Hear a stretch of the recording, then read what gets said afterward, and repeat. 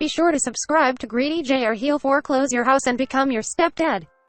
Hello, Miss Meli Grant. How are you? Welcome to my channel, Greedy J. How are you doing? I'm doing so great. Thank you so much for having me. I'm having so much fun already. I've been looking forward to this. Like I said, I've really liked watching your stuff, and it's been a lot of fun to see the show, have such a positive reception. So I was stoked about this interview. I'm glad to hear that you are too. Yeah, I'm still making content for it. Like the last one I did was like a 10 facts for it. I want to do another one where it's like a little character analysis and go deeper into why a character acts a certain way. But that's gonna be at a later point. But that's how much I love like the script writing, the show itself, Nagatoro. That's how much I love it. But today, it's more so about you. I want to know more about you, Miss Meli Grant. I want to know more about you as a voice actor, as a scriptwriter, as everything. And this video is going to be perfect enough for people to watch, sit back, drink some coffee or something, and just listen. So one of the first. Do I need to stop cursing now? Oh no, say what you want. Like I can. That's what post editing exists. Because listen, I'm from Brooklyn. So hey yo, post editing exists. I do really bad in like job interviews. I do really bad on panels sometimes. I worked for Apple, and maybe I'll get into that. But like I worked for a company for a long time where I had a lot of PR training, and so that's there. But there are definitely certain topics where like I kind of like to say that like Brooklyn comes out to play. Yep. Like I was in a job interview once. I'm like totally curtailing your question. I'm sorry. You were good.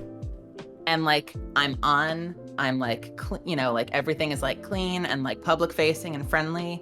And I'm just like, yeah, like I'm really interested in the job because of blah blah blah, like systematic troubleshooting. I think that would be a really great asset to your team because blah blah blah. And it was a game company. And then they asked me, and it was like a trigger topic. I'm like, yeah, and this is why I would be a fantastic, benefit to your team. And they're like, what games are you playing lately? And immediately, without missing a beat, my mouth goes, oh shit, I mean. And like, you just stop. You're like, did I just say shit? God, you're like, fuck. Like, I know this is like the wrong way to use this term, but like there was like an immediate code switch without realizing it. Like something like flipped from off to on, and I became my at-home self, not my in a job interview self. In a job interview self, you're just like, oh wait, I didn't mean that. Switch on. All right, so back to work self. You're like, I remember once, and this is like, if you're watching and you direct conventions, one, I would love to be a guest. Two, this is not indicative of my normal behavior at conventions. I had not been a panel guest before. I was just at a convention supporting a friend, and there was a Dragon Ball Super panel. And I was not a guest on that panel. I was just minding my own business, walking around the hall, and suddenly the organizer, I play Katella, the god of Universe 4 in Dragon Ball Super in the final arc. And finally, out of nowhere, the con organizer grabs me and is like, hey, we have an early morning panel for Dragon Ball Super. Like, no one showed up. Can I just throw you on the panel? And I'm like, okay. It's like, and sure. I end up sitting down with, it's me and Kara Edwards, who is Vidal, and Aaron Roberts, who plays a number of characters, and Sunny Strait. And it's like just the four of us. Okay. And I remember them going down the line, and this little, like 7-year-old girl gets handed the mic and asks me something about home. So something about Brooklyn and my career and like going from there to here. And it was a really cool question, but like something happened and I wasn't ready for it. And I was just like, yeah, man. And you just fucking. And everyone's just like, what? And I hear the. Just that inhale, and I hear like Sunny Strait 3 people down from me as Krillin goes like, the 8-year-old asked the question. Oh, I am so sorry. And I hear that little voice go, it's okay. And we moved on, but I was beat red. There was just like a random like, and I fucking shit. Like you just stop and everyone just looks at you and they're like, oh my god. Something that will never happen again if you're looking at booking me for a convention, but it's a great story. It's a great story to tell everybody. Oh my god, I can't believe I actually got that story. Oh yeah, hit me. What can I do for you today? Man, so trust me, these past couple months I've been trying to figure out how I wanted to like Like I wanted at least some like decent questions, but I'm like, I can't overthink this. Don't be nervous. Don't be embarrassed or anything. So I was like, all right, let me just keep it as basic as possible. So the first question I have on here, it's how did you first get into voice acting? Nice.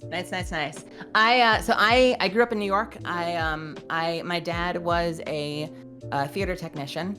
He actually, if you are watching and you know New York theater at all, he worked for the Public Shakespeare Festival and New York Shakespeare Festival under some really like big classic theater heads, Joseph Papp, George C. Wolfe, and he was originally like he was their technical director for like 20 years. He was a master carpenter there, and so I grew up playing on stages and in prop houses and like in his office and like throwing things out like third floor New York City windows because I was a stupid tiny kid, and then getting like grabbed around the waist by security and pulled away from the window before someone died. Like I was just messing around theaters in New York buildings my whole life. Somehow I didn't go towards tech, and I still sort of regret not learning. He's fine, but I still sort of regret not learning more from him because he's such a brilliant technician and carpenter and mathematician. I went for storytelling. So I went to a summer arts camp out on Eastern Long Island called the Usedan Center, where I learned everything from, we did chorus, guitar, trumpet, musical theater, years of musical theater. And I went to a high school that had this beautiful, enormous theater. My parents put me into private school. My whole family put like all their money together to get me there. And then I would be like in school with these kids that were like the children of the richest families in the world. Where like, it's like a Broadway theater at a high school, and like, I'm going home to East 10th Street, where my mom's like, you can play on East 11th Street, but not on East 9th Street. And I didn't know why, and I just listened. There's like definitely like a difference apparently between like, no, we don't live in Huntington, we live in Huntington Station. But like props to them for putting all their resources together and getting me into a space where they had a lot of really amazing opportunities, for like a young kid interested in the arts. I got to do a lot of plays. I got to learn multiple instruments poorly and sing a lot and do lots of theater. I ended up applying early decision to NYU Tisch. I got in, thank God, because I didn't open a single other application. I probably wouldn't have gone to college that year if they had said no. Didn't have an amazing time there, Hey, it's college. That's how it be sometimes. Props to NYU, but it's like way too big and there are way too many people and it's way too expensive. And I was also having a lot of inner turmoil at the time because I was not yet out. I hadn't yet transitioned, and so I was a mess. I didn't necessarily use my time there that well, but if I got something good out of it, it's that I was living alone in the city. Like there is not a dorm there. You're essentially living in the equivalent of an apartment. So by the time I graduated, like I was comfortable, in the city streets, just like, no fear, no like late night, whatever. Like I know how to keep my eyes open. I know how to be mindful of my surroundings. I know how to take care of myself. If someone actually came at me, I'd probably die. But like I at least knew how to walk like I had intention. Like I could walk with purpose. Yeah, had your chest poking out. They're like, oh man, I don't want to fuck with her. With her. Staring daggers at people as you walk. 4 a.m. walking home. Like once you get to the residential area, I'm walking down the middle of the street instead of the sidewalk. So I've got great line of sight. Like you just like pick up habits on like how to take care of yourself when you're living alone in the city. But I fucking love that city. And I was at college. I was in Manhattan. I lived in Washington Heights for a couple of years, and then I spent the rest of the time in Brooklyn. All right. Most of the time in Bay Ridge, Brooklyn. At somewhere along the way, I'm studying theater, and I went to Otakon 2004, I want to say, and there was a panel that Tony Oliver was on, and he was introducing Adventures in Voice Acting, which was their like Tony Oliver's and Bang Zoom Entertainment's voice acting for anime classes. Okay. And this was like the first time they introduced that ever. I met him for the first time because I had jumped on a panel where I was like, oh, it's some guy that's associated with Power Rangers. I love Power Rangers. He played Saba, the White Ranger's sword. I've got to go to this panel, dude. No way. Little did I know I was cosplaying. I don't cosplay much, but that year I happened to cosplay as a character he played by accident. So there's a really embarrassing photo out there. Please never find it because it's pre-transition, but it's of me dressed as a character that Tony plays. I was still in New York, so he's like, classes are happening in LA. I'll get them out to New York as soon as I can. And at some point he finally did, and I took it. I was so arrogant.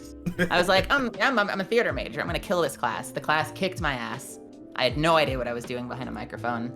But I took it 2 or 3 more times. I started to get better. Eventually I started to feel like I had sort of graduated from the class. But I built a really strong relationship with Tony. This is the longest story and the longest answer to your question. No, I enjoy this. This is the kind of stuff I love. I love listening. I built a great relationship with Tony Oliver, and he became a mentor to me. So even once I wasn't taking the classes anymore, whenever he would come out to New York, we'd get dinner. And once in a while, he'd let me sit in on the class and watch. And it was kind of a weird, like, unspoken quid pro quo, because I would get to sit in on the class and kind of remind myself how much I love doing this, because I wasn't doing it. I was just kind of working a retail job and not acting. And then he would point at me and be like, see, you can be like her someday. You know, just sitting there, you're just like, you don't want to be like me right now. I don't know if you want to be like me, because I'm now like going up on 5, 6, 7 years working for retail for Apple, turning screws for a living. I love tech. Like, I love technology, but it just wasn't what I was meant to be doing. I hustled so hard to get that job because I really wanted to work for Apple. But then once I was there, I was like, oh, wait. you're like, oh, is this really what I want to do? You're like, I don't know. And to Tony's credit, he never lost faith in me. Every couple of years, because they didn't come out every year, every few years, because I didn't say this before, I've said it in a few other interviews, but I graduated college, recession hit, and I was like, well, shit, I need to get a job. I had a part-time job with Apple. I better go for full-time. I better go for a better paying job. Next thing you know, I'm working there for 10 years. So I graduate with my BFA in drama, but then I go work in retail for a decade of my life. Yeah. And every time Tony would come out, we would grab dinner afterwards, and he would be like, LA is waiting for you when you're ready for it. I think you can kill it out here. Or you could go to Texas and try anime out there, but like, I still think you should do it whenever you're ready. And like, it was just that gentle, like, nudge. Really smart, gentle nudge. Like, I still support you. I'm cool with you taking your time, but I want to make sure you don't forget that you can do this. Cut to, I'm coming up on 10 years, which is what, can you barely see? Can you see like the corner of this glass thing here? Not really. Okay. They give you a big ass crystal with an apple in it when you hit your 10-year mark. It's really pretty. It's very heavy. Oh God. Could hurt someone with it. And nice little weapon. This is kind of like a half joke and half not a joke, but I was on some really bad medication at the time. I think I was misdiagnosed, and so I was on something I shouldn't have been on, made me super, super depressed. Ooh. All the time. And it was one of those things where afterwards, like, the prescription ran out and I was late on getting a refill, and then I was like, wait, I feel great all of a sudden. What? You're like, excuse me? I don't need this? This is making me worse. But it was right around that time that, you may know these actors, but Brittany Lotta, Matt Shipman, close friends of mine from back in New York, were like, hey, we're thinking about making the move to Texas. We need a housemate. Can we convince you to come with us? And I was like, such a broken person thanks to these stupid meds at the time. Maybe that's the reason. Maybe it's not. I don't know. But there's part of me that thinks that might have been what gave me the courage, where I was finally like, F it, I hate it here. I hate everything about my life. I'm gonna quit, and I'm gonna move to Texas and see what happens. I left 10 years to the day. I was hired to Apple November 11th, 2006. I quit, walked out the door November 11th, 2016. Moved down to Texas with them. And I'd like to say that, like, after 10 years, there's that like hero's journey where suddenly, like, you know, like I'm like Simba returning home and like ready to like reclaim Pride Rock. But instead I get there and like no one really knew what the hell to do with me. At this point I was post-transition, and when I got there, I wasn't out down there. I was out to everybody in New York. I was not out down there. Ooh. And I was like, well, one, it's Texas. I don't know how they feel about queer people. 2, let me just see, like, I think I'm an okay actor. Let me see if I can build a career just on my acting chops. And what I ran into more often than not was people that are like, here's a woman with a really deep voice. I don't know what to do with her. So I could A, throw things at her, see what she's good at, try her in a lot of different roles, see what sticks, find where she fits in, and then start booking her. Or I could do nothing at all and just leave her on the bench. And guess which one they did more often than not? They left you on the bench. Yeah, now that's not to say there haven't been some really cool opportunities. And there have been some wildly cool opportunities. Demaria, Fairy Tale, adore that role. Oh my god. Magikayo and Patella, Dragon Ball Super, humongous opportunity that I wouldn't have gotten if I hadn't submitted for The Wolves, the Trio of Danger. I was like, I have no business reading for these characters, but I'm gonna try to be a wolf and then see if I can do a wolf thing. Submitted, felt like an asshole submitting this. But then he calls me in for Catella as a result of that. But then in between, you know, like I would go like 5, 6, 7, 8 months with nothing and then one like really cool role. So I'm like this Swiss Army knife where like once in a while they pull me out for something really awesome. But then the rest of the time, like can't find anything. And rather than just try things, they don't, you know, like it's like when they've got like the guy, I'm just like weird analogies. Like when they got the guy on the bench who's like a really amazing home run hitter and they the pinch sub hitter. them in, right? Yeah, pinch hitter. And I'm like, not satisfying enough for me. Like really cool opportunities, but there's gotta be more ways I can be getting utilized. So that's my acting journey. Biggest role to date that I booked in anime was Buckingham this year in Requiem of the Rose King. And it was such a huge, important role for me. And then I hit my limit and I was like, I gotta try a new town. And so now I'm in LA. I can't share most of it. Dude, I hit the ground running when I got here.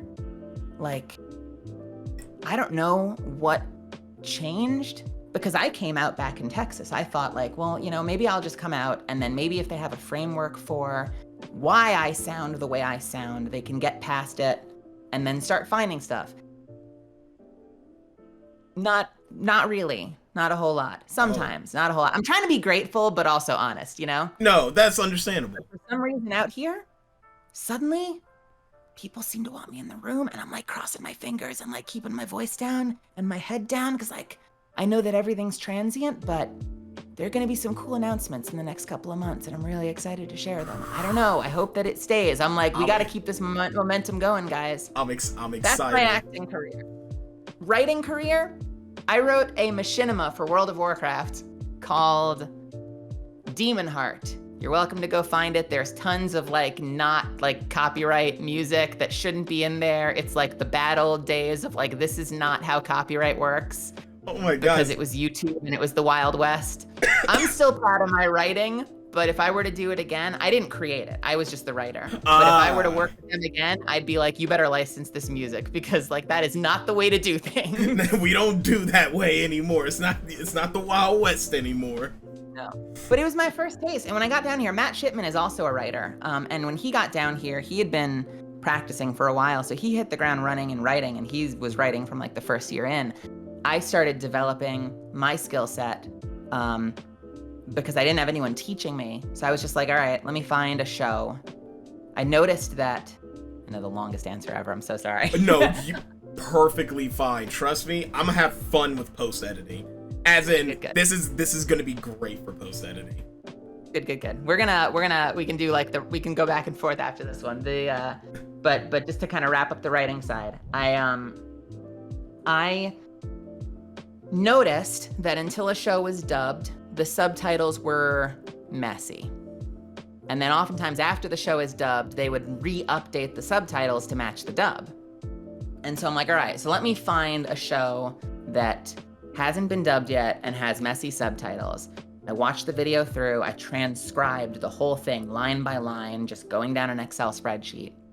And then I knew what the script needed to look like because I'd had sessions. So like every time I went in to Funimation at the time, I would like earmark how something was laid out and I'd go home and I like built my own script. This is like, if you've ever been sitting there being like, how do I get into writing for anime. This is how I did it, literally beat by beat. You're welcome to follow it. Take it. So I transcribed the whole episode point by point. I got everything good? I got the video. I found the video. I can't tell you how, but I got the video. Fine. It's fine. I got the video somehow. And I threw that in a video editor. Then I went down and I time coded the whole thing. That means anytime anyone opens their mouth, whether it's a line, whether it's an, like anything, a snort, a wound, or that kind of, it gets a time code. Wrote down the time code in the video editor. Whole episode. So now I've got a script that has every time code of every single time anyone makes a sound. And then I put in a column on the right, the transcript. So the transcript lines up. Basically, I've got all the lines, but then I start adding rows for all of like the little efforts, and like the gasps and the stuff like that, because they have their time codes too. So now I'm staring at a column of time codes that has the efforts I found after the fact as I was time coding and the lines I transcribed at the beginning. Then I go back to the top and I start adapting it. And I did that until it was done. I had a completed script for a show that was not getting a dub yet. And I started emailing that to people and being like, this is my product. Do you want to hire me? It's like... Took me 4 years, but 4 years, suddenly out of nowhere, I woke up one day and there was a couple emails and like advice sessions and stuff that happened in between. But long story short, one morning I wake up and I get an email back from Bang Zoom and they're like, we need a pinch hitter writer for the second half of Pretty Boy Detective Club. Can you start today? And I was like, yes. Was I ready? Not really, but like you gotta say yes when the opportunity happens. Yeah, you gotta say yes at that point in time. Finished that show. They had one for me the next day. I jumped into Honor at Magic High, finished that show. They asked me if I wanted to write Stone Ocean, JoJo's. Wait, so you were, oh man, because I looked up everything else. They asked me if I wanted to write JoJo's. Oh. And I wrote back and I said, I still have 2 weeks left on Honor at Magic High. Can I come in later? And they're like, nah, we gotta go on to someone else. And I'm like, damn it! No, you dropped the bag! No! I was still working for them. Like, they had the schedule wrong. So they're like, can you start today? And I'm like, I'm still doing this for you. What?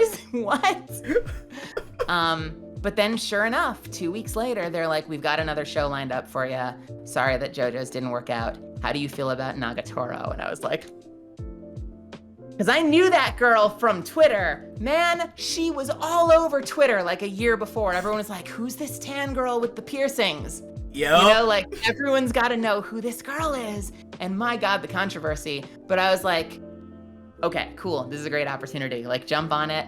And thank goodness. And this is where I guess is a great place to end it. But thank goodness they gave me so much freedom to make it my own. There are definitely shows where the client comes down hard and is like, no, we got to stick to the translation. Like, you're straying too far. Get it back. Bring it back. Bring it back. They just let me off the leash with Nagatoro, and it was the most fun I've had writing, but it was also like the most hours I think I've ever put into a script because I wanted it to be like the absolute best I could possibly make it. Way more than 40 hours a week, my dude. But we see all the hard work that you put into it, all the quality that came out with it. It's insane that they allowed you that much that much leeway into it. And I can honestly see like some of your jokes in the show. It was great. It was great. Some of them I will be honest with you. I'm just like kind of corny, but it still hits. At least someone on Twitter was like, they had reviewed the dub and they were like, they likened my sense of humor to like Hello Fellow Kids. And I was like, F you! That is how I speak. I am not writing for some generation. I am not. That is my voice. The closest you can get. The words that come out of Gamo's mouth, that is as close as you get to the way I act. Like, Gamo is me. Oh my God, I love Gamo. And then I'm just over here just gushing because I'm just thinking about everything that you have done with that show writing wise. It just like remembering all the writing sessions and everything. Did you have any point in time while you're in that room when you're writing something, you just stop and you're just like, huh, should I really say this? For example, like the sus thing. Remember when Among Us was like starting to become popular? Did you in your mind go like, should I really say sus? Should I really say it? Hell yeah. I Googled the hell out of that because I wouldn't do this normally. Like oftentimes I write a show and I'm like, it's gonna be what I make it. People are gonna like it or they're gonna not. But I do a couple of things religiously. You know, I look at the subtitles because I have the script anyway. That is what they send me. So I've got the subtitles and I'm like, what did they do in the J? The J, Japanese version. Yeah. And then I look at like, what's the reception to it? And there are certainly times where like, if I'm given the leeway, I push really hard to have a week. Like there are some anime shows that write where they've got like a 2.5 day turnaround. They have to get it done in 2 days. I push really hard for 7. And so far I've been really lucky that they'll give it to me. I'm like, I gotta make sure that I'm a premium product. Like I have to make sure that my writing is on the level enough that they want to give me extra time. And so far I've been able to pull it off for one reason or another. Like maybe it's just luck, but like, nah, it's that skill. I promise it's skill, I promise. It's so valuable though to have the extra time because I would go back like, no disrespect. Well, I won't even mention the show because I don't want to throw shade at any of the writers for the other shows just by association. But like I would look back sometimes at like other, like either other seasons of shows or like other work that was tangentially the same and be like, I feel like this should hit harder. And there are moments where I'll stick really close to the script, especially if it's just like a fight, like, you know, I'm going to be the best. No, I'm going to be the best. Like a lot of Orient is like, I'm going to be the greatest. No, I'm going to be the greatest. And it's like, okay, like shonen gonna shonen. I don't need to change that very much. Yeah, it's like. But then there are moments, and I did this in Honor and Magic High, and I did this a lot in Orient, where you can tell, this is sort of getting around to the answering your question. You can tell that this is an important growth moment for the character. And it's especially in those moments where I feel like this is a really important story beat that maybe something got lost in translation and it didn't hit the way it needs to, that I suddenly spend a lot of time trying to polish and find something that I feel like does the character justice. And so in the case of something like episode 5 or 6 of Orient with I'm being a broken person right now. Teal hair. There. Girl, what is your name? I got all the scripts on my computer. Tsugumi. When you get to Tsugumi's kind of liberation from her village and the very abusive master that she serves, it kind of fell, at least the translation. Like I don't speak Japanese, so I don't know what the original intent was. But what I was handed, and there's sometimes a bit of a separation there, what I was handed, you know, fell into a lot of the shonen stuff. So in the end, he's calling her like, you stupid, worthless waste of a girl. And she would be like, I'm gonna stop you. And I'm like, that doesn't hit.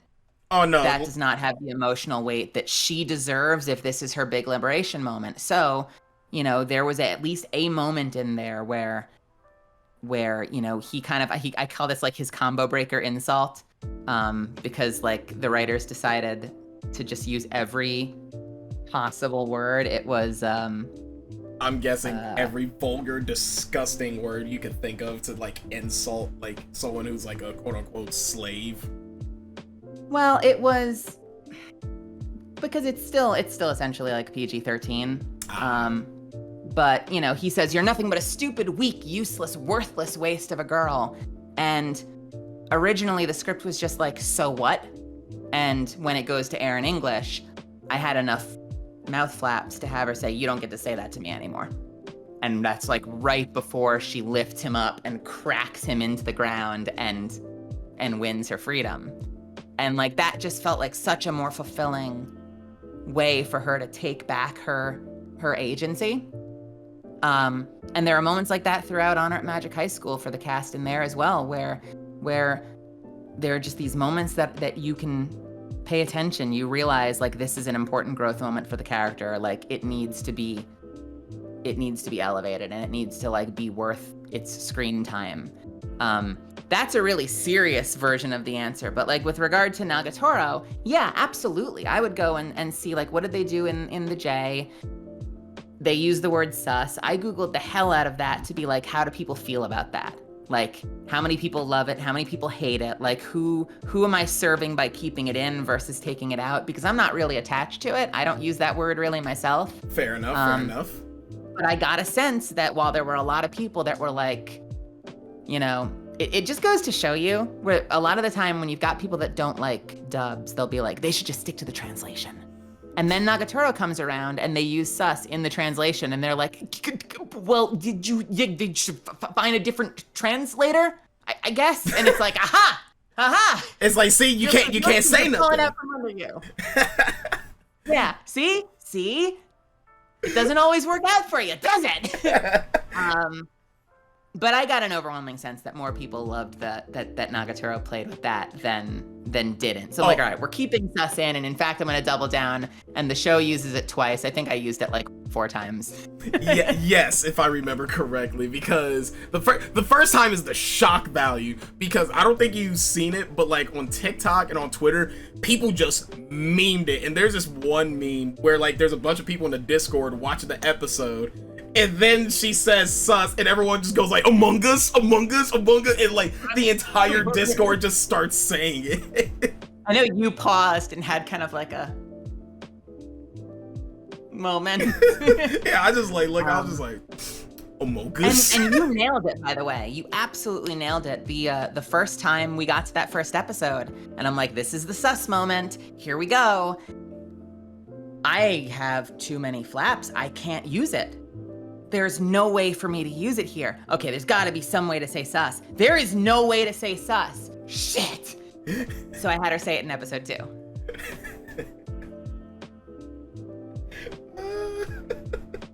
That's perfect. And by the way, it was really fun to watch the discourse on Twitter because like, I knew when the episode hit, they'd be like, ha, they cut it out. And some people would be like, damn it, why'd they cut it out? And I'm like, wait 1 week, guys. Like, just wait till next week. Just wait. And then next week hit, Twitter went off. And they were like, they said it. She said it. Everyone's just like, yes.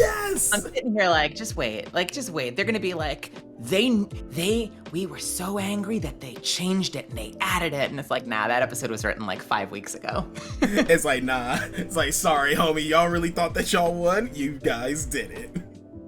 I remember, and don't go looking for it, but there was a tweet before the dub came out that was like, the Nagatoro dub is either going to be legendary or the worst thing that's ever happened to dubs.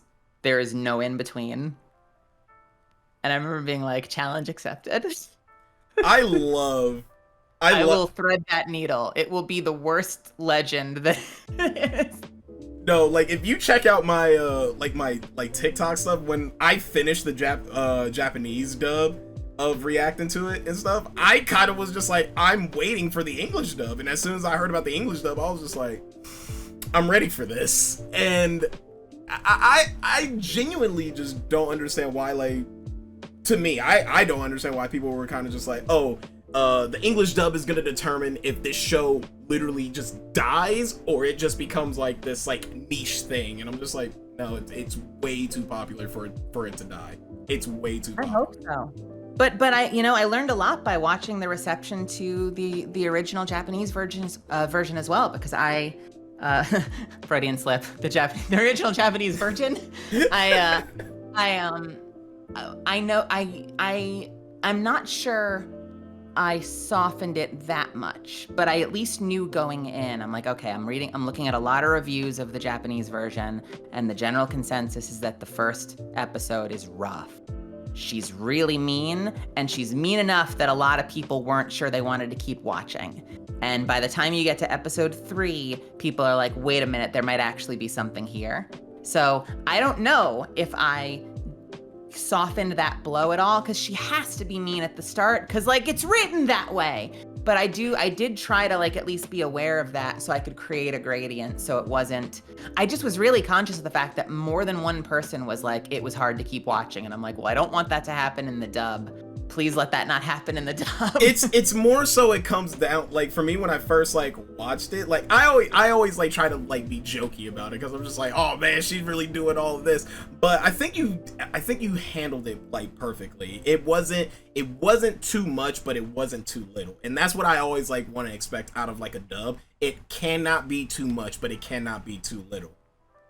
Mm-hmm. So when I first, especially when I first heard the line, when what was the line? She like slammed her hand on the wall, looked up at. Like, you're actually a total creep. Yep, I was like, perfect.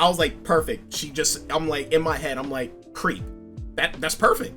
Not virgin yet. Not like virgin or weirdo or pervert or anything like that. Nothing like too disrespectful. Just, you're a creep.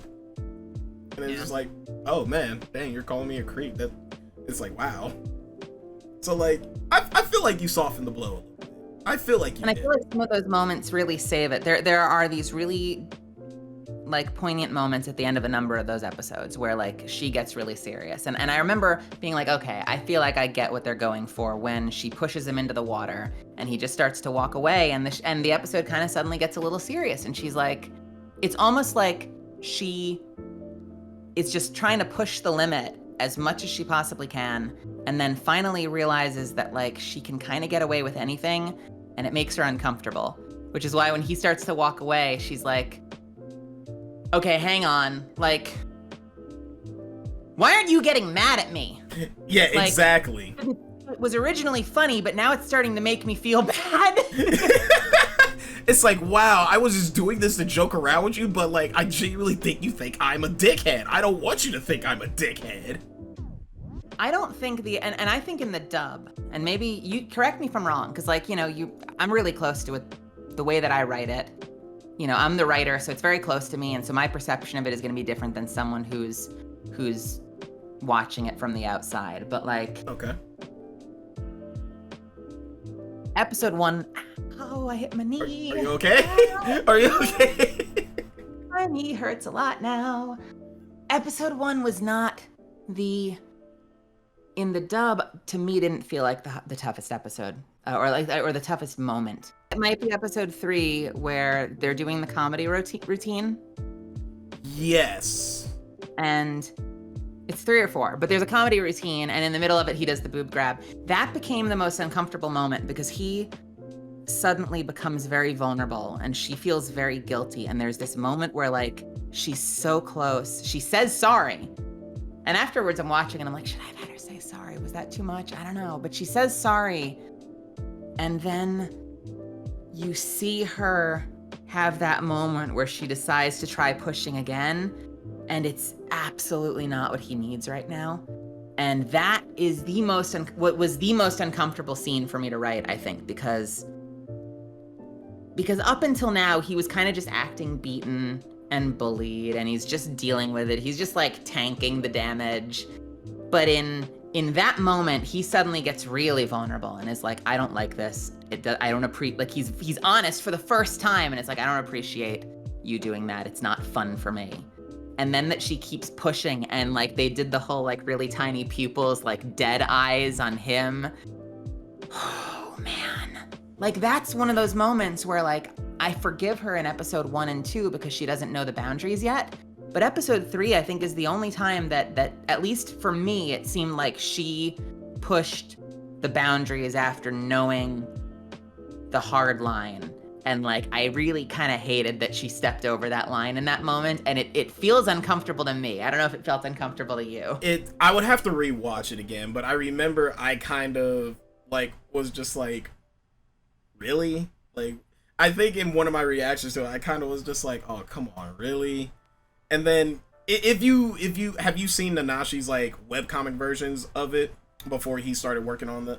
Yeah, a number of them. Apparently, not enough of them to not have her called Hayase, but I have read enough of them. in some of his webcomic versions, it's almost as if in that episode he went back to making her true to the webcomic, because in the webcomic, you read that, I feel like anybody who does not like it if you get treated like crap, you're gonna read that, you're gonna be like, this is making me uncomfortable, I am done with this.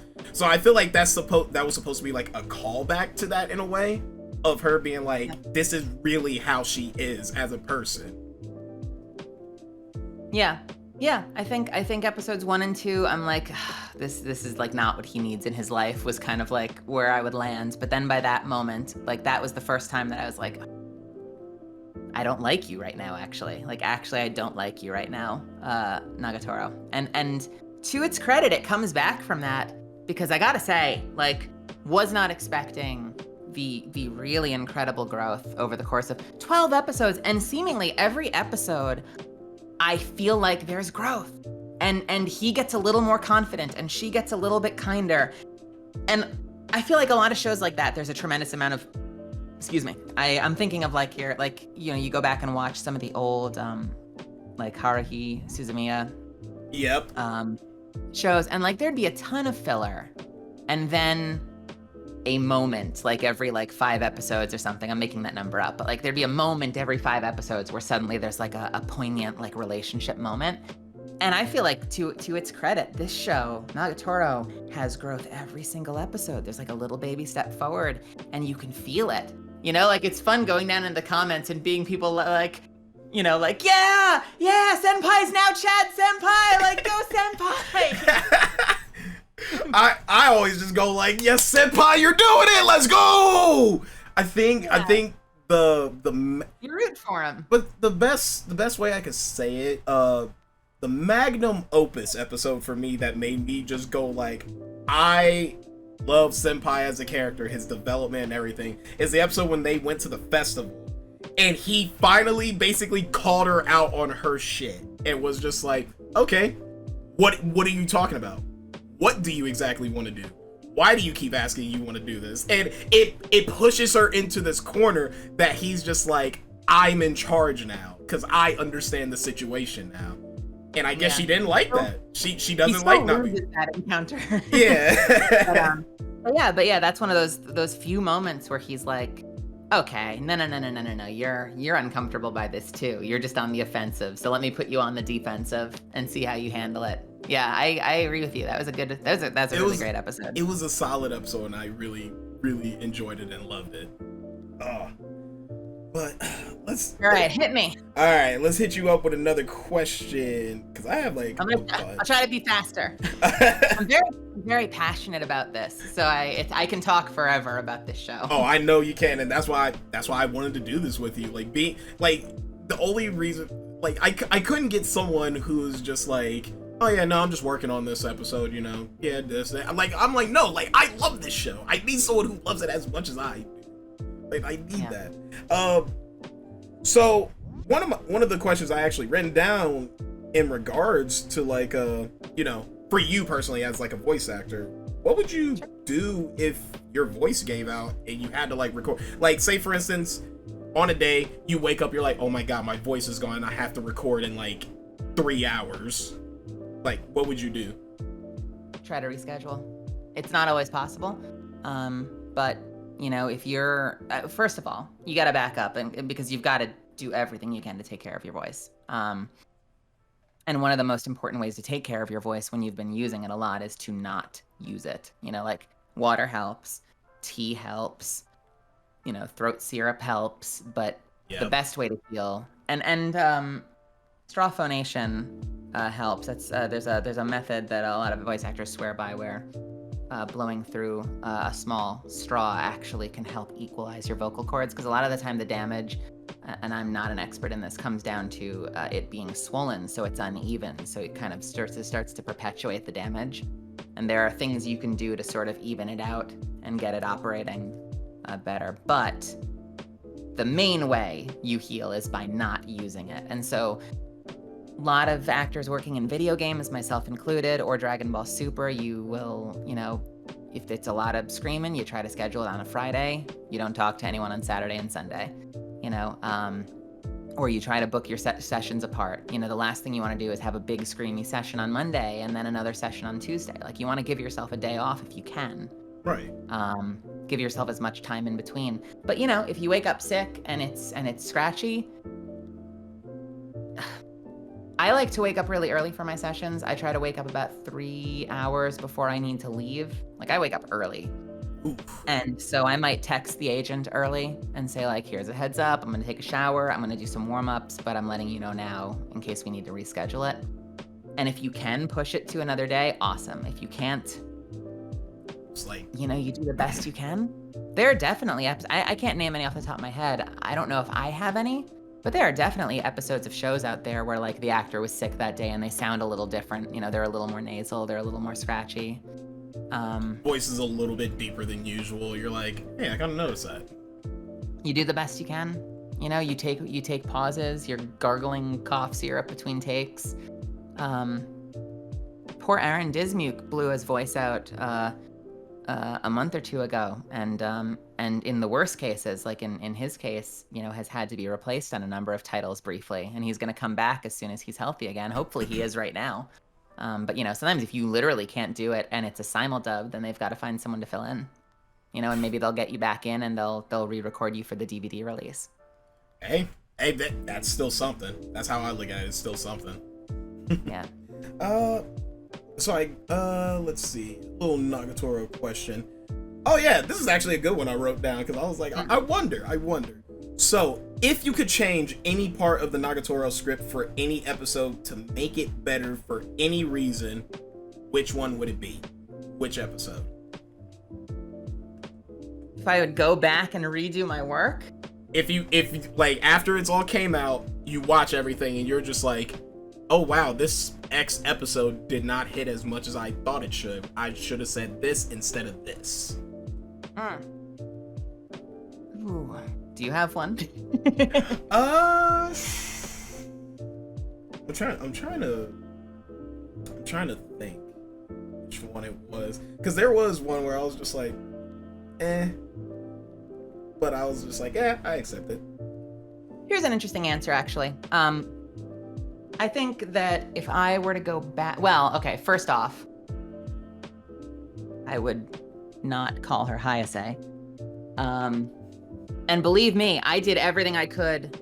You know, I'm not trying to throw anyone under the bus, but I have done everything I can on my end to fix that. I'm hoping that maybe it's something that gets adjusted to for a DVD release or something at some point. But it's so far above my pay grade, I have nothing to do with those decisions. I was paying attention, though, and the first time I noticed people calling that out, I was like, chapter 60 something? I mean, I read a lot of it, but I didn't read that far. Like, I knew at the end of chapter 1 that she's not supposed to know his name.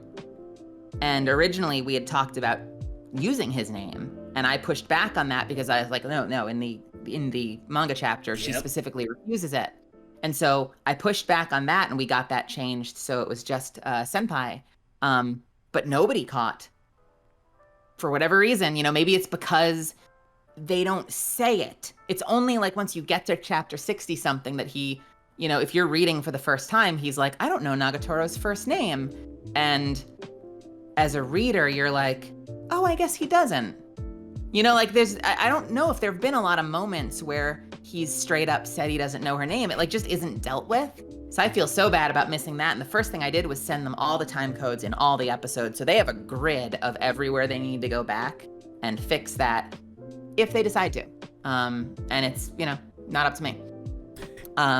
That said, so obviously I'd smooth that over, but I think I would love to, I'd probably go back and just polish the character voices and make sure that they're consistent, because I had these moments and I don't know if it's me. I think it comes down to the translation and just it feeling different. You know, like it hits different from episode to episode. Nagatoro's really mean and teasy, and she has moments where the bam, bam music comes in.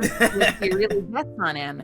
And those are the moments where I felt like I got the most, I don't know if this is actually an adverb or an adjective, but I got the most slangy with her when she's picking on him. But there are a lot of moments throughout the show where she kind of just becomes an anime girl. Because like they're having a good time and she's friendly. And so I'd have these moments where I'd go back to episode 1 and I'm like, or episode 2, and I'm like, she's saying stuff like, you know, have you seen you? And like, my guy, blah, blah, blah, blah, blah. And like, dude, you can't actually, they told me I can't use dude. So dude's not actually in there. It was in the original script. I write like I speak. But she'd use a lot of that stuff. Like there was a lot, like, I'm not trying to they might have changed it to insult the original script when she's talking about Siegfried. I had her say something like, I'm not trying to dunk on your boy. And they might have adjusted that. But then I'd get to later episodes and she's kind of just being an anime girl. And so I would get paranoid that like, am I writing her different? And then I'm like, well, wait a minute. I wasn't like artificially like making her something in the early episodes. Oh, like, no, I can tell you weren't. And then I'd go back and I'd be like, but no, she's being meaner. So it makes sense that she's being more colloquial and casual and using more slang. But here she's just saying, do you want to go get these ices? They're the best. Like, it would be more awkward for me to suddenly be like, my dude, let's go get ices. Like, that would feel more hello, fellow kids. So like, I feel like the show is changing her personality, but that was always on my mind. I'm like, I kept having these moments because there's that gradient, because she changes over the 12 episodes. I kept going back and being like, am I changing her personality? No, she's changing, right? She's changing. But I probably would like give it maybe one more pass and just make sure that the personality is consistent and like the language and the vernacular is consistent. Cause like I said, for the most part, I write her the way I talk, but the last thing I want her to do is like come off as put on, you know, like I don't want people watching it. Thankfully it was only 1 or 2 people, but like those ones hit the hardest. Like I don't want someone to watch it and be like, you know, whatever, like they're making her sound street or something, you know, like I want to make sure that it's my voice, not some artificial character I've given her. No, exactly. And I'm sensitive to that shit. and I'm sensitive to like, is Gamo different enough from Nagatoro? Because they're similar enough. They're the 2 most similar personalities. And like, but there are places they're different. Gamo's a lot more like me. Nagatoro, there are differences. And so like, yeah, I would say I would just go through the whole thing front to back and just give it one more pass and make sure that the character personalities are consistent. And I do have a question in regards to Gamo. Yo. So in my 10 facts video, I did a little research and I did not know this, but Twitch streamer Lily Pichu actually voices her. So as the script writer, like, how was that? How did you try to, like, did you figure it out, or did like the director figure it out to be like, all right, we need her to voice Gamo? Like, how did that go? Well, so first of all, so Lily Pichu was Yoshi. Gamo was I was messing up. Yes, Yoshi. That's what I meant. Sorry. Gamo got the names confused. Curiously. Brittany Cox was Gamo. Yes. I have no say in the casting. I definitely, like, when it first came out, and out of respect for them, I'll keep it to myself, but I slid a few names their way because there were some people I was really passionate about at least getting a chance to read. I emailed on my own behalf at one point and was like, I would love to read for X, Y, or Z if there's an opportunity. Like, I know I'm the writer, but like, give me a shot as well. Like, you know, you like shoot your shot. Yeah. Hey, closed mouth don't get fed. Yeah, exactly. But I don't know. I don't know Lily Key. I was in a workout group once at Bang Zoom does these workout groups where it's like $30 or something, and you show up and you do, you know, they'll give you a script and you get to act. And for the most part, it's like a way to stay in practice, like in a studio. If you don't have something like this, you know, you get actual on the mic experience, and it's mostly valuable for people who are very new in their careers and don't have a lot of opportunities behind the mic, you know? And I'm sure that on some level, like, being in the room can sometimes create opportunities for you.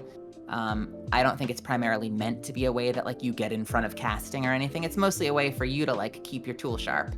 Right.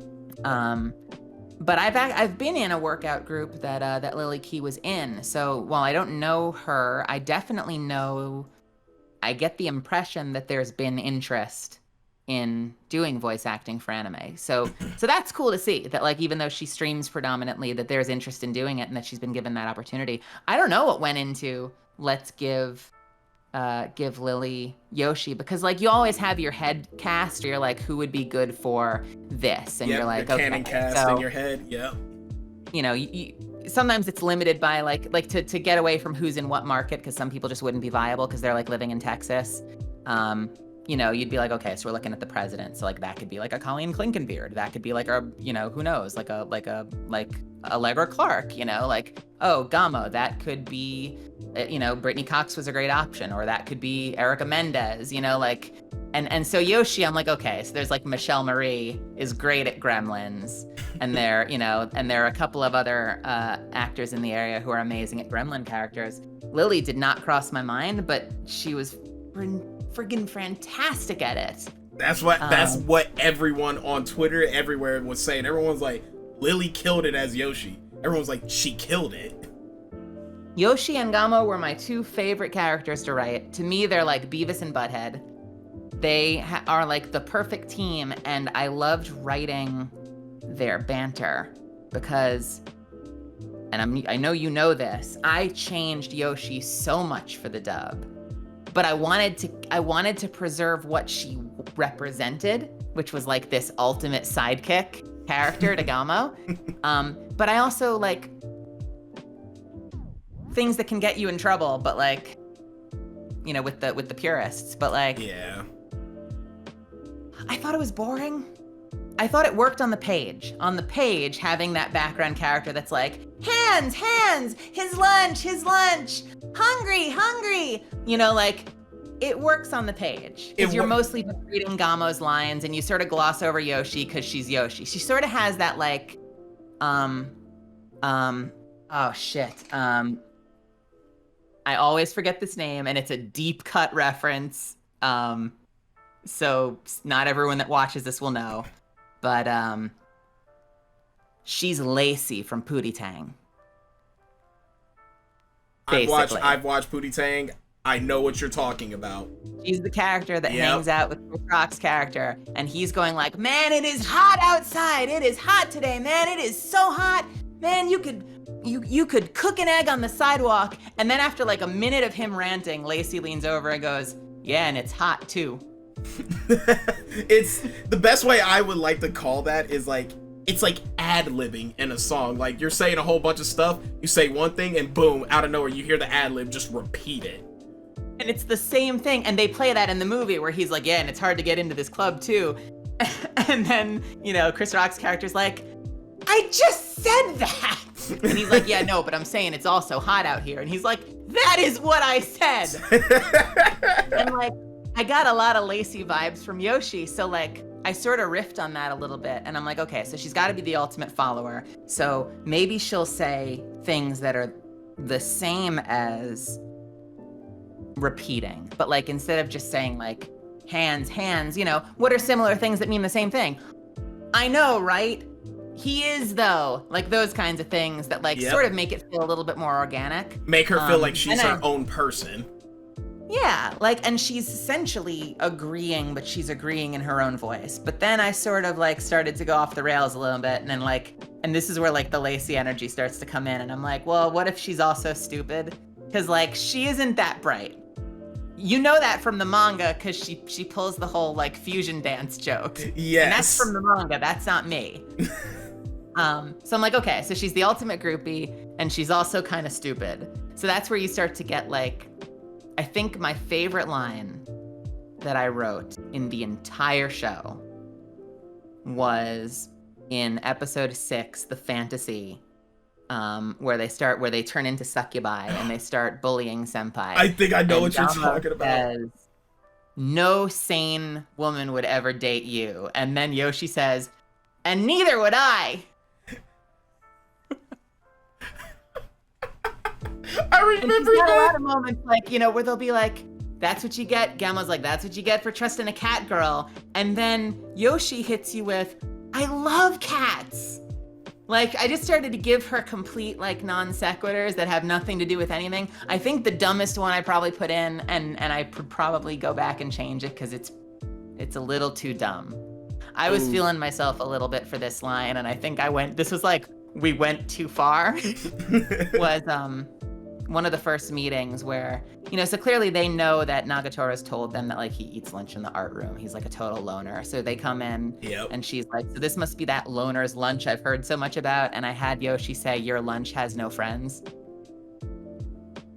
I think that's probably too far. I think I remember that. I think I just glossed over it and I just was like, I'm gonna just ignore that. All right. I went too far on that one. But I don't know. You'd have to ask Lily if you ever get her on. But I just feel like it worked better on the page than it did in the show. I think there are ways that you could achieve the same thing by having her be the kind of stupid ultimate groupie without having her just repeat the lines. And honestly, I can say this as an actor, it's going to be less boring for the actor too. Like it would suck. Sometimes you have to do it, but it would suck to have Lily come in and every session she ever has, she's just saying 2 words in a row for like 150 cues. Like, if nothing else, I hope that she felt like she had material to work with and dig into a little bit, because that gives her the ability to like act.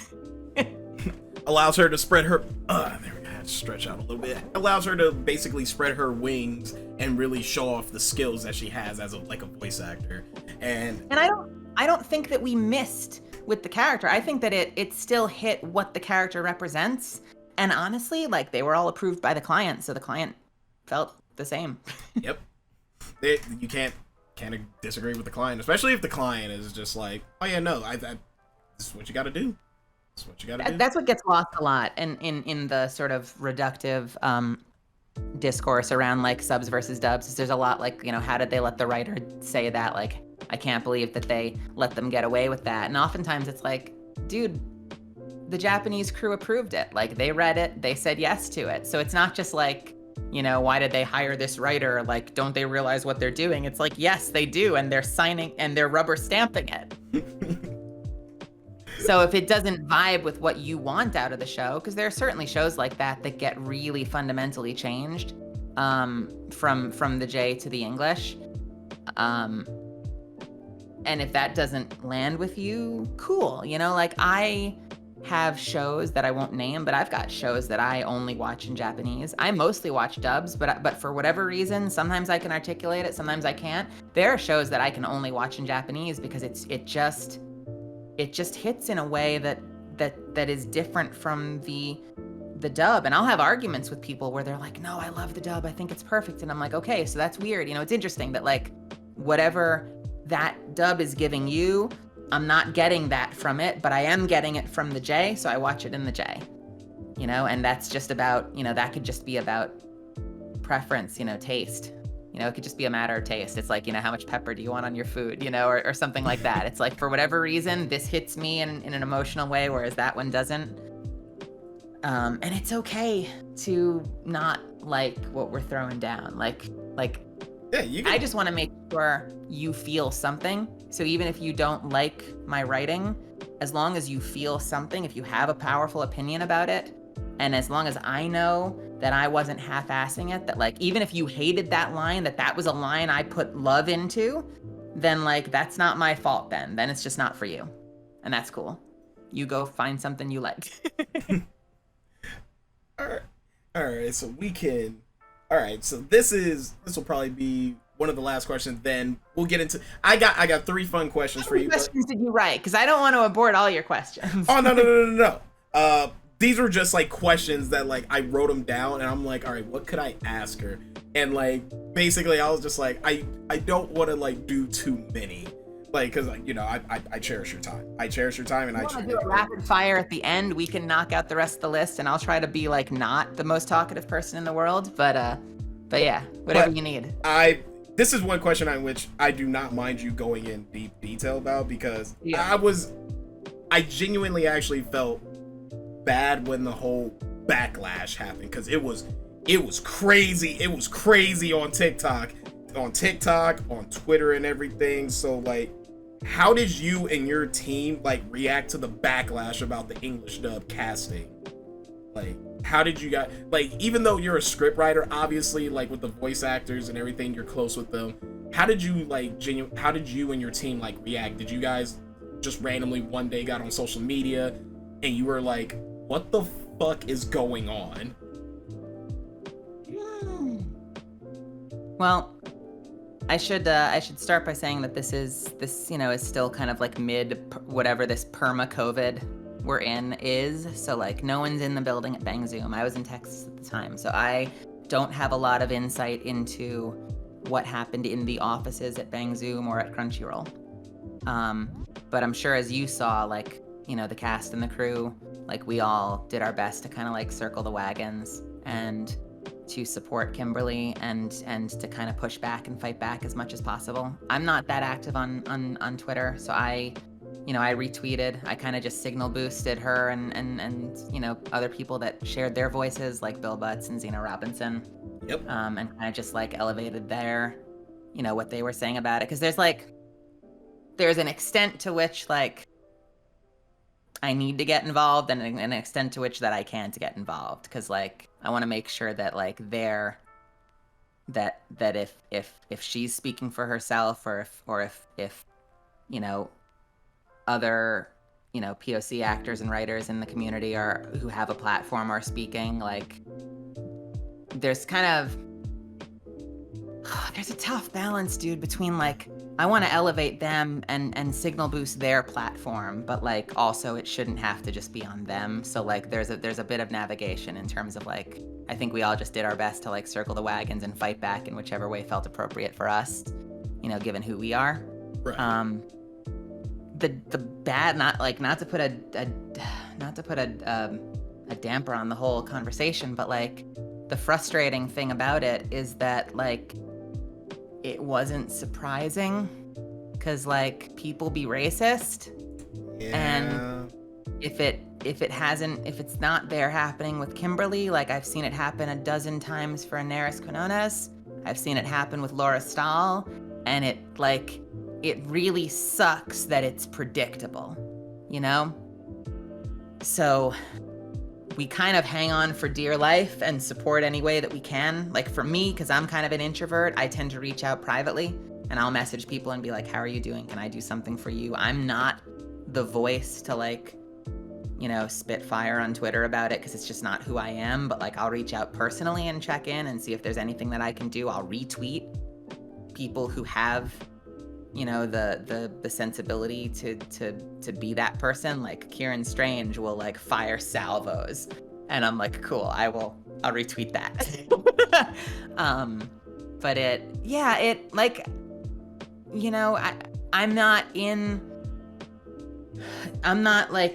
I'm not Kimberly, I'm not living her life, so I don't know to what extent exactly that she got it direct to her inbox. But like, at least as an outsider, I take some solace in the fact that by and large, I saw so much more love and so much more support. And like, it makes me glow when like, I'll be, like I said earlier, like when I'll be going through a YouTube video and someone will be like, man, I don't like this dub actor. And like 30 people will show up to be like, shut up, she's great. Like, that warms my heart, and like, at least on some small level, even though like I hate to say it, but the next time it comes around, like it's gonna come. I feel like it's gonna come around, and I don't like to be the person saying that, but like I feel like we're gonna watch this movie again at some point. But when I see people coming to bat and I see more people coming to defense and showing love and support for the show and for her, I'm like, okay, cool. I feel like things are gonna be okay with this one. I'm excited. Yeah. I'm excited to see her reprise a role, because obviously they've already announced season 2 is happening, which I'm assuming we're getting an English dub season 2. So she's gonna reprise a role. I'm gonna be excited to see her come back. Yeah, better. Yeah. But because like there's always like, this is something that like, so I talk a lot, so I'm gonna talk a little bit more, but like I recognize this isn't like my voice only lends so much to this conversation. But what frustrates me, and I've had a lot of conversations with people in the community, like I used to live with Mark Allen Jr. and he and I are like two peas in a pod. Like we'd hit the kitchen and we would like talk out everything and have like, passionate arguments about things. And like, we just have like very similar ways of thinking about things. Right. And I remember talking to him a lot about this when it was happening and being like,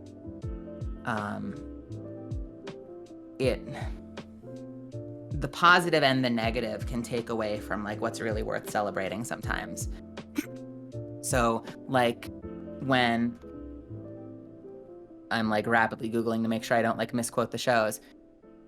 So when she gets that backlash, or when Daenerys or Laura get that backlash, and then that becomes the whole conversation, then like people are forgetting to celebrate the damn show and celebrate like really good work on the part of a voice actor in a great show, you know, like it, and then the defense can sometimes skew too far. So you start being like, you know, she's a fantastic Black actor in anime, and it's like, no, she's a fantastic actor in anime.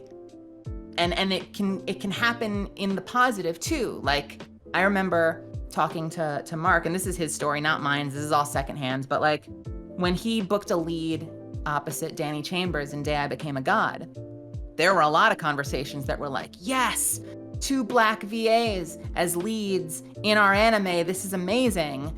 And I remember him being like, yes, and Mark Allen Jr. and Danny Chambers as 2 actors in an anime, like don't forget to celebrate the individuals, because like there is that, it is, and I can speak to this as when you book trans roles in media, there's this element of like, yep, you know, this is a great moment for the community or for the movement, but we also can't lose sight of the individuals and celebrate the individuals. Like, you know, Mark can't just be, you know, thank God they booked POC actors in anime. You know, like it's thank God they booked Mark, because Mark is great and Mark is talented and yay Mark and yay Danny. You know, like, and yay Kimberly. That's the piece that like we have to keep reinforcing, so it doesn't just become about like the marginalized status, because that strays a little bit, in my head anyway, I feel like that strays a little bit too close to like gimmick. The last thing you want it to be is a gimmick. If I book a trans character with a studio and I've never worked with that studio before, I walk away and I'm like, God damn, I hope that they walk away from that like, damn, Meli's a great actor, let's have her back, and not, well, we needed a trans actor, but then like they don't think about me in the realm of other things. I don't want to be brought into a session, directors, and get told, I think you'd be great for this because the character has this androgynous sound. And I'm like, did you just think of me because of the word androgynous? Or did you think of me because like I'm a good storyteller? Because like one of those feels better to me. Yeah. You gotta have both, you know, like I feel like you can't lose the importance of that moment in time for that movement or for that community, but you also can't lose sight of the individual. Yeah, because you guys as voice actors and everything, you guys want to be on that level. Like, for example, like Sean Schimmel and Christopher Sabat. Like, when you say those names, you automatically know, like, okay, they're about to be bangers of voices. So like when you hear like Meli Grant or like Zeno Robinson or things like that, you want to be like, I'm watching it because of those names, not because of who they, just because of the names. They are, you know, their work, you know their value, you know what they bring to the table. Yeah, that's what that's what you want. But yeah, it's, and there's, you know, there's ties back to like feminism and women's representation too stuff, because there's a lot of like that temptation to be like female this, you know, like femme shep, female shepherd. I'm like, how about shepherd? Yeah, exactly. It's like and I think that's what most studios, most gaming studios, most anime studios, they're starting to like realize that now. They're just like, let's try to just focus on like the voice actor themselves, and so that we can actually easily focus on the character. If that makes sense. Yeah, I think so. Yeah. I think that, you know, if you're casting, obviously, like, it would be an amazing, a brilliant world if we finally get to that place where like everyone can play all the things, but like we ain't there yet. We're not there yet. And, we're getting there. I wouldn't say we're close, but we're getting there. But like, you know, on paper, the ideal we're looking for is like, you know, you do want to just be like, you know, I'm casting this person because they're a fantastic actor and they're the best person for that role, you know? And so, And so there's that yes and where like, you know, when with the Nagatoro and the Kimberly stuff, you know, like I'm here for all the tweets that are like, you know, Black women have a place in anime. I'm like, yes, and Kimberly Campbell is amazing. You know? It's like just letting you know her as a person. This specific person is good for this. Also a fantastic actor and deserves that role. Yeah, it's just it just makes sure it's like they're individuals. Just be sure you remember that, people. Celebrate them, but also be sure you really celebrate them. Makes them feel that. And many more, because she friggin' killed it. Both of them. Eric killed it. Brittany killed it. Lily killed it. Kimberly killed it. You know, like, what a cast. Everyone on the cast killed it. And I'm probably going to do like a second run through of it. I still got to finish up the reactions up a bit. I'm still trying to figure out how to upload them, you know, avoiding all the bull crap that YouTube does. I'm still trying to figure that out. But we're gonna get there. But all right, you know what? I'm gonna take your suggestion on the rapid fire. Let's do rapid fire. All right, I asked you the first question. Here's another one. What is the coolest thing about voice acting? That's a rapid fire question. Coolest thing about voice acting is I mean, it's such a cliche answer, but you can play all sorts of things that you don't look like. You can and should be able to play anything if the voice suits it. And you know what? I can tell you as someone who has a bit of a different voice, sometimes we get caught sometimes where they're like, no, but there's a way things should sound. And I'm like, fuck that. Like, let's play with that a little bit. Like, it doesn't have to just be, like, we can play with what things can sound like too. You know, like we don't want to trade, I'm just gonna get political about it. Like, we don't want to trade your cast off your looks and your typecast, that's what I should say, typecast off your looks to typecast off your sound. I think we need to lean into what can things sound like and play with that. But coolest thing for me, I can play dudes, I can play chicks, and both of those work. Hell yeah. Some trans people have dysphoria about that. They don't want to play their assigned thing. I'm not one of them. I think it's really cool that can be a world where I can explore characters like that without feeling like I'm like betraying who I am somehow. Like, and you can play like cranky little gremlin mice. That's the coolest thing about voice acting. It's such a cliche answer, but there you go. Hey, I like the answer. Next one. If you could get chosen for a voice acting role, what would it be? Don't ask me that.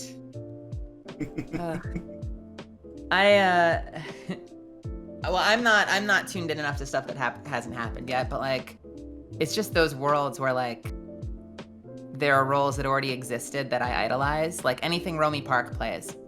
That is my zone. Ragyo Kiryuin, Edward Elric, Zoe Hanji, anything that she has voiced is my zone. And if I could go back and like, dude, if they changed the cast up and like they had a new like FMA video game, my God, I'd love to read for Ed. You know? Oh yeah. Shit like that. Okay. Let's see. Yeah, casting. When you think Meli Grant, look at if you see Romy on the casting list, let me read. I will keep that in mind if I see anything like that. Actually, last question, and then I can get into the fun questions for you. Okay. What is your advice for people wanting to break into voice acting? Man, get all the cliche answers today, but here's what I think. I'm gonna start with the cliche answer, and then I'm gonna kind of like personalize it a little bit. Okay. The cliche answer is, it's acting more than it's a voice. It's about acting. So the first thing you have to do is you need to become a good actor. You need to be a competitive actor. And this is not easy. Not everyone has an ear for this, which is why we get coaches, we get mentors, we get people we trust to give us honest feedback. But you have to be able to assess your product and put it up against the things that are booking and the people that are airing.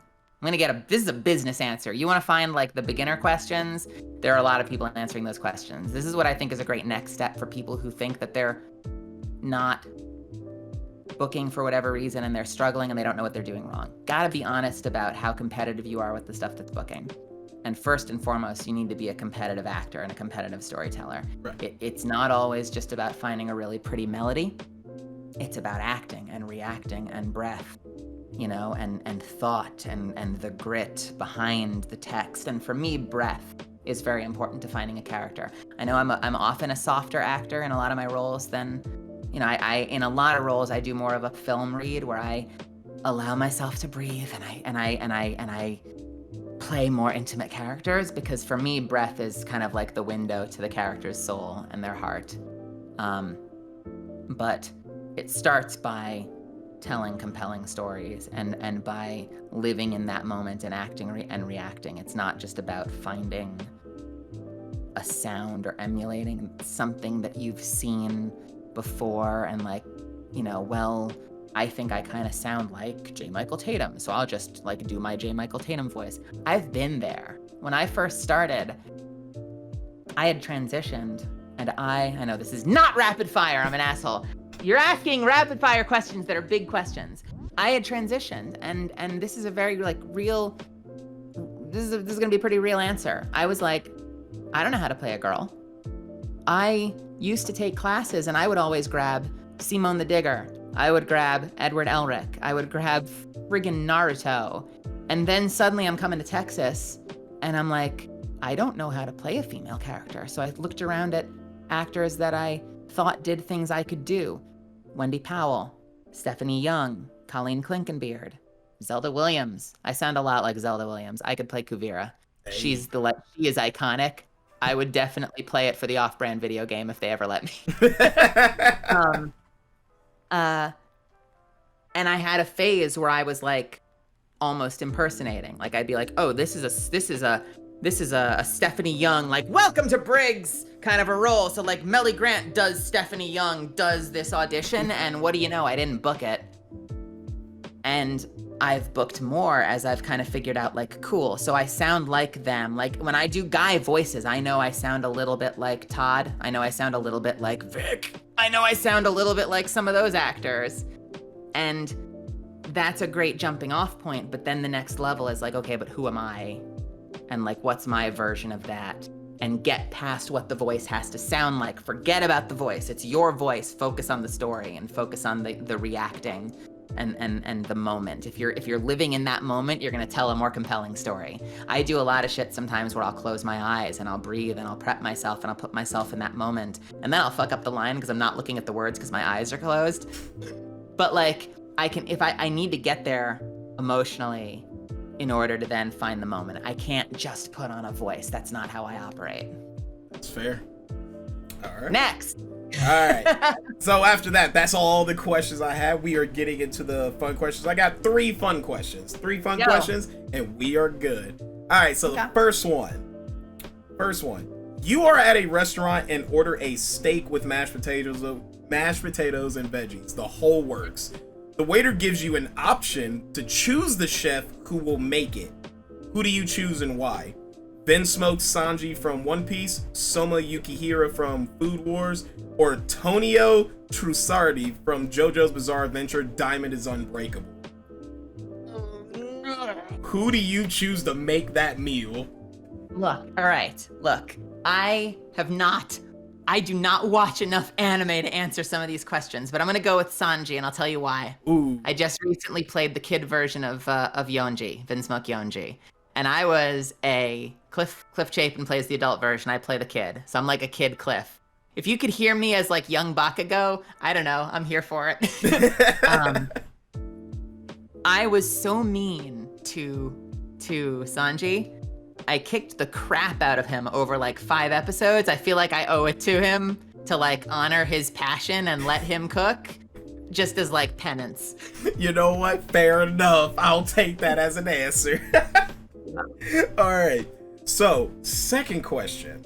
You enter a lab and the scientist has 3 items he has created based off certain animes. You have to choose which one to put in your body and you'll gain those abilities.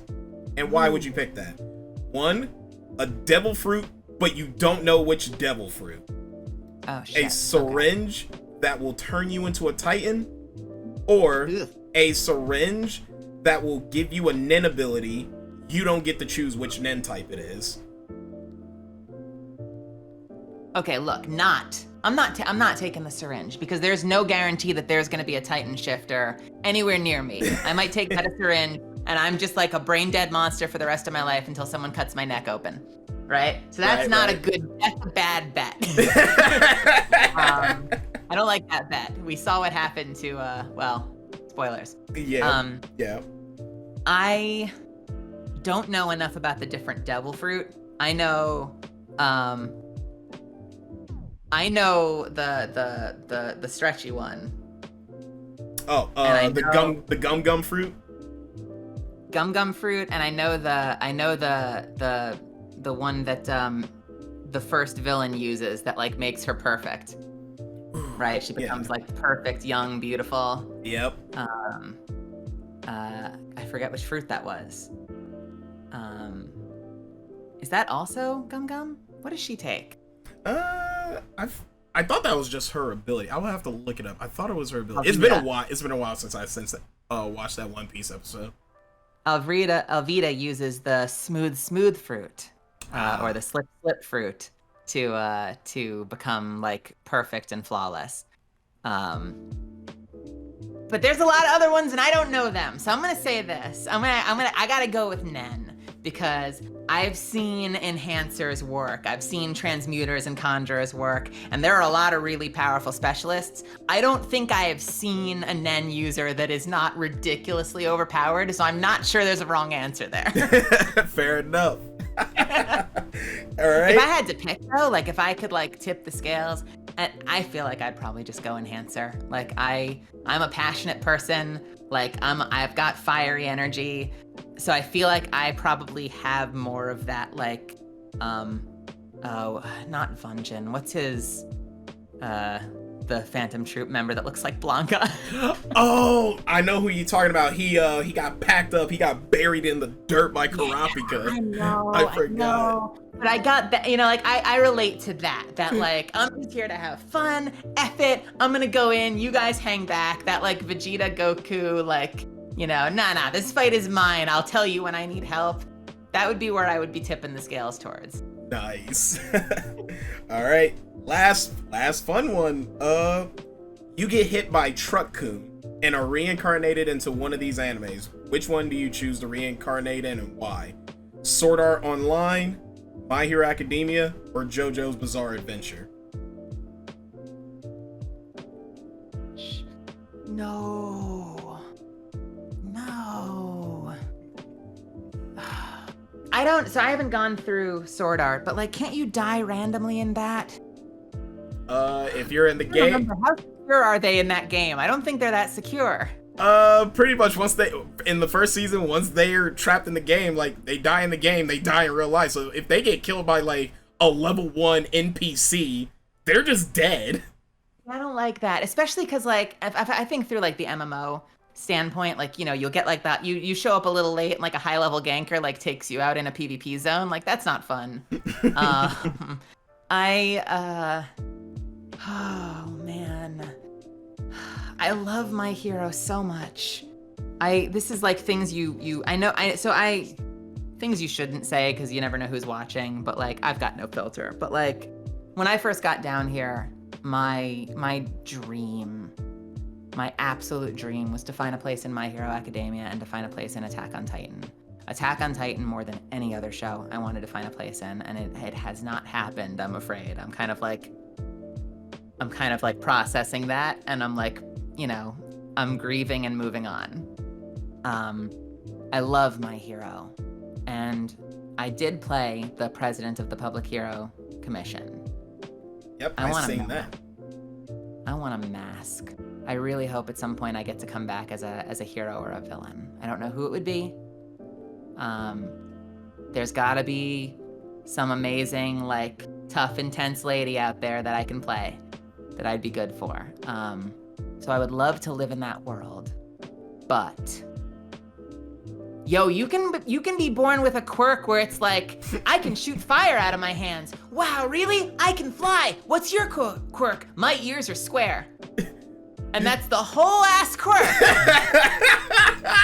that doesn't feel safe to me. Like, I would love to be born into that world and like and like have Mirko's power or have Tenya's power. I don't want to be born into that and be like, oh, cool, my head is a triangle. Like, that's not a good deal. It's like, I got the wrong end of the stick coming here. What can I do? Just learn how to fight like Batman? Yeah, right. If there's like some triangle head Batman out there, maybe. But like, you know, that's a class lottery. I don't feel confident playing. What was the third one? JoJo's. I feel like it's got to be JoJo's then. But I've not gone through enough JoJo's. It scares me, but I think I'll roll the dice on JoJo's. Hey, fair Young enough. Chang is going to kill me. I've got to go through JoJo's. I know how good a series it is. My friend group that I hang out with on Discord adore it. They were freaking out when they found out that I was in it.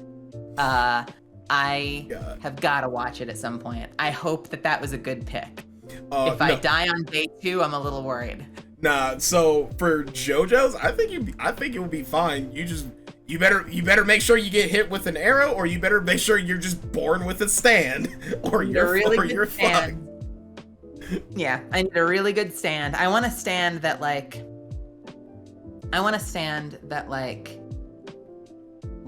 something like either a whole bunch of tiny little babies or something that can like wrap itself around me, so it's me fighting with my hands. Ooh. Shrouded inside of a stand, kind of like the stand becomes kind of like a Sentai suit or something. Oh, that would be actually kind of cool. That's better than my idea of what kind of stand I would want.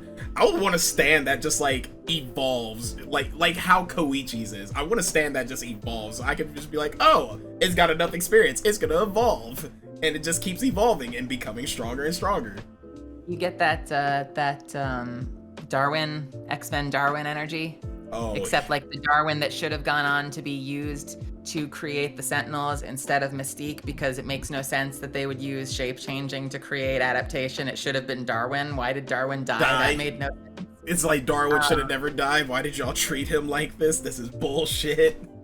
Yo, I could see that. I could also, like, I've always been enamored of telekinesis, and like, even if it's just done in like the Hisoka style, where it's like secret stand, you know, like a secret little stand that like flies out and grabs something and brings it back to me. Like, if it still sort of operates like telekinesis, that could be a lot of fun. But I like the shroud, because that kind of relates back to Nen a little bit, but also, I'm stealing this from a friend now. This is not my idea. I'm sure it's not the first person who said this, but like, I was always really burnt that they like severely underutilized Krillin in so much of the Dragon Ball series. And yeah. It always struck me that like, so Krillin can learn the Kamehameha, right? Right. There's no reason he couldn't learn the Spirit Bomb. He could juggle a Spirit Bomb. And I loved that they had in Super, they kind of did that thing, correct me if I'm wrong, but they did that thing where Trunks like infused his sword with a Spirit Bomb, so it became like a super sword. Yep. I think they did something like that. It was something, like, yeah. Isn't there a world where like, so Goku, the Saiyans get super powerful just by losing, right? They come back stronger. Near death, yes. Near death makes them come back stronger. Frieza's race kind of just need to train, and they sort of can invent evolutions that make them stronger. Piccolo, you know, the Nameks can fuse with each other, and that's how they become stronger. What the hell did the humans do? Well, I'm like, well, I had a friend that had this theory, and I'm sure someone else has come up with it, but like, what if, isn't there a world where Krillin could create a spirit bomb and then like pull it into himself so he becomes like spirit bomb powered up, and that's how he levels up to stay on par or something like that? Oh, so they just took an idea from one of the Dragon Ball movies. It's from Dragon Ball Z. Super Android is from Android 13. In the movie, Goku is doing a spirit bomb, and then he turns into Super Saiyan, and it just absorbs into him as a Super Saiyan. He gets stronger, and he's able to kill Android 13. So if he can do that, Krillin should have been able to do that. But that kind of ability, like I like that. I'm into that. Oh yeah. I mean, you'll love this little factoid here. The Kaioken, Krillin can learn that. They've stated it many of times. Any of the humans can learn Kaioken, because according to like how it works, Kaioken would literally rip like Krillin's body up. he would just get destroyed by the ability itself. Then like get yourself a little backpack and like get yourself like one of those bullet blenders and blend up like a whole tree's worth of senzu beans. Like get it down to a liquid, get a little IV in your arms. You've got like a little senzu IV, and then like go to town. You know, it becomes one of like do one of those what is it? It's what am I thinking of? Like that Eren Yeager shit where like he's like tearing himself apart. There's a thing though. What the hell show was it where there was some show or movie where someone's like tearing themselves apart fighting, but they're healing as they go. And they're like barely keeping it together because they're like healing after every punch, but like they're right on the cusp of being torn apart. Why do I have a feeling you're talking about the fight with Deku and what's the one mobster's name with the crow mask? I forgot his name. But in the show, he had Eri. Yeah, he had Eri on his back, and he went full 100%. Yep. And it just. Yeah, I don't. But yeah, like something like that. Yeah, like you get the senzu beans going. Like even if he's Kaiokenning up, like his arm starts to split down the side, but then like pulls itself back together. I think we can make it work. Can make it work. Come on, the Briefs family are geniuses. You can't come up with something for my boy Krillin? Hey, look, listen. As soon as they came out with Ultra Instinct and people looked into it, even I looked into it, and I was like, wait a second, Ultra Instinct's not exclusive to Saiyans or anyone. It's just an ability you can learn. I was just like, so literally humans can learn this if they get God Key. I'm like, how come we haven't explored that? Buddha, Ultra Instinct Piccolo, Ultra Instinct, Krillin, and then somewhere down the line, someone decides there needs to be an Ultra Instinct Shaggy. Hey man, all he needs to be used is 1% of his power, and the whole universe is destroyed. I mean, come on, that's kind of OP if you really think about it. What I want, and I don't know if they'll ever go here because I don't know if they would ever let this character. I don't know if they would ever let Beerus die like this. I wanted so bad to see Frieza off Beerus and become the new destroyer because the dynamic there would be so interesting for me because he loves the sport. Like it's such a game to him that I could see that moment where he's kind of like finally has all the power in his grasp. He has the ability to like just touch Goku and finally destroy him. But then he has that moment of like, oh, but it just isn't fun anymore. Like he's like, I can do it now, but it just wouldn't be fun. It wouldn't be a challenge. Oh, I'll let you live. Just know I could destroy you. Like that kind of a thing. I mean, that could be a really cool energy. Oh yeah, because me and my buddies, we've discussed this many times, and we believe in the theory that Frieza theoretically is the strongest like character possibly in Z. But the only thing holding him back is his arrogance, his confidence, and honestly, laziness. Like he said, he's like, man, I've never trained in my life before, and you're forcing me to train? All right. Trains for 3 months. Becomes as strong as Goku currently is as a Super Saiyan Blue. And I was like, and you're telling me that Frieza cannot beat Goku when all he has to do is just be like, oh man, let me take about like a year of training. And mind you, this is not in the hyperbolic time chamber. None of this is in a hyperbolic time chamber. That was the funniest story beat where they're just like, he's just like, I've never worked out. Like, let me just do leg day for a few weeks. And he comes up and just like immediately bridges the gap of like how many years worth of storytelling. Yep. And it's just like, he had the same hubris as, I mean, fortunately the good guys always come out on top, but he very much had like the exact same hubris as Goku, because Goku wants to see the enemy at their best, which always puts everyone in danger. And Frieza made the same damn mistake, being like, yeah, no, if I'm not misremembering it, didn't Frieza do the same thing? Was like, yeah, power up, let me see it. Yes, he did. He did that with like Top. He did that with like Dispo. Dispo, he just literally just played around with him. Like he's just like, oh man, you really aren't a challenge. All right, here's real power. Power's up. All right, Dispo, I'm just gonna fuck you up now because you're not fun. He messes that up, you know, suddenly he's facing the dirt like, I've made some mistakes.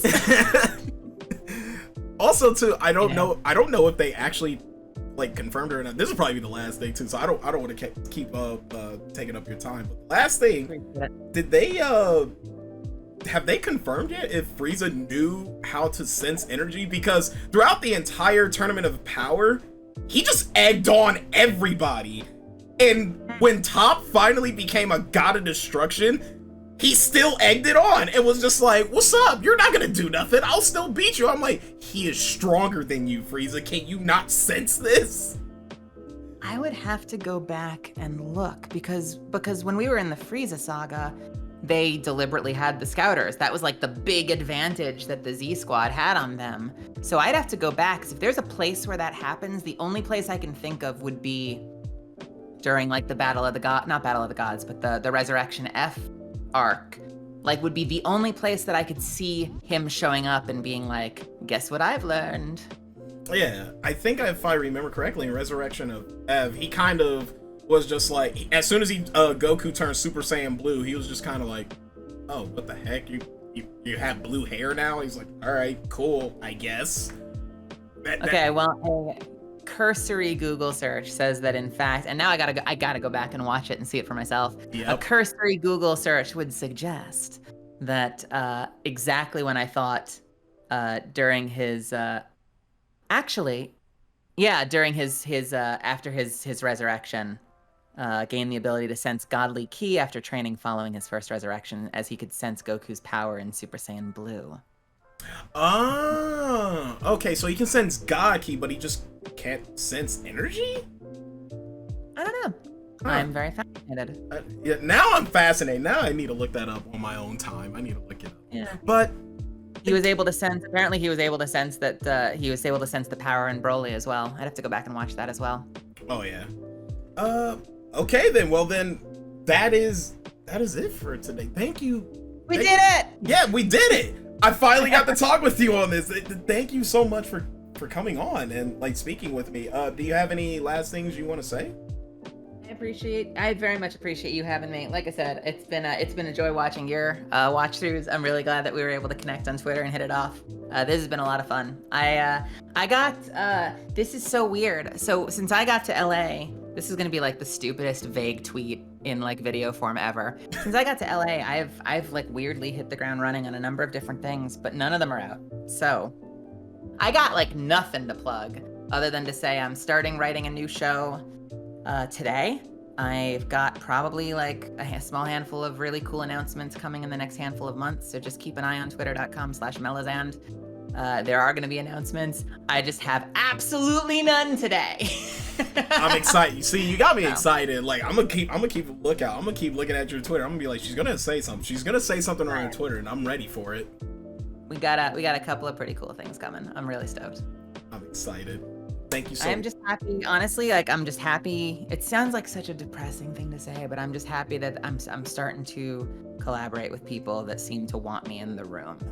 And maybe I've been like extra insecure about it over the years, because like I'm not trying to say that I haven't had really cool opportunities over the past handful of years, but like you remember the bad shit that people say to you more. Yeah. So I know like I've had that moment where I've been like, am I broken? Like, am I bad at like celebrating my own successes? Because all I think about is like the people that have told me that I don't make sense in things. And that might be true. Like I might be extra hard on myself, but like I've definitely had those moments in my career of feeling like I don't make sense to people. People don't know how to use me. They're not willing to take the risk for whatever reason. And so now I'm finally starting to feel like I'm working with people that like what I bring and want me in the room. And so that's made for some really cool sessions. So that's sort of the battery behind my excitement right now, is like it's a cool thing, but also it's like a cool thing made with someone who was like an amazing experience to work with, and like a sense of fulfillment of feeling like I'm bringing something that they're hungry for. So more of that, please. Well, all right. Well, thank you thank you so much for taking the time out. I hope I get to do something again with you next time. Like, with Nagatoro season 2 coming out very, very, I wouldn't say soon, but like it's coming out. I hope I get to speak with you again in regards to it. If you're going to be the script writer, please be the script writer. Please, for the love of God, be the script writer. everyone feel free to at the studio about that, but all I can do respectfully is cross my fingers, you know? I hope so. I'd like to do it again. Yeah, and I will see you soon. Thanks so much again. Thank you so much, Miss Meli Grant. I appreciate it. You have a wonderful day, and be sure everyone to like and subscribe to the to your boy, and like the video, and follow Meli on Twitter. I'll put her link and all of her socials, everything in my bio. Thank you guys so much. Bye-bye. Bye-bye.